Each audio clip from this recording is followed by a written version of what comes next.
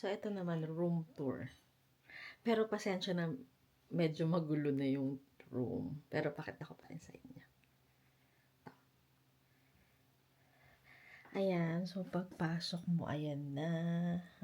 May side tables sila. And then, ito na yung bed. Pasensya na, magulo. Ayan. Tapos, yan. So, dalawa yung window. Doon sa gilid at dito din sa isa.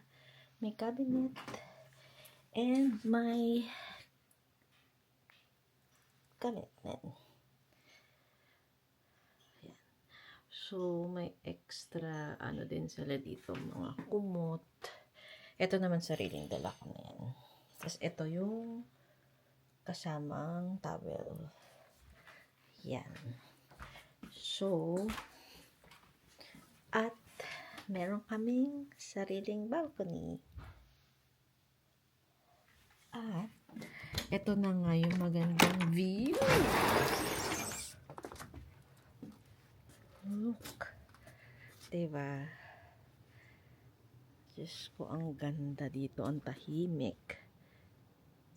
Ang sarap sa feeling na pag magigising ka, ito yung view na makikita mo. Ayan, may dagat din dun. Grabe, ang ganda. Ayan, so peaceful. Ang sarap ng sa feeling kung na magigising ka sa umaga na ganito ang view. Super peaceful, grabe. Mas maririnig mo yung mga huni ng mga ibon. Oh my God. Ayan. So, thank you kanila, Joy and Marvin. Ayan. So, ayan. Dito kami nakastay. And, ito ang view. Okay. Yun lang. Bye.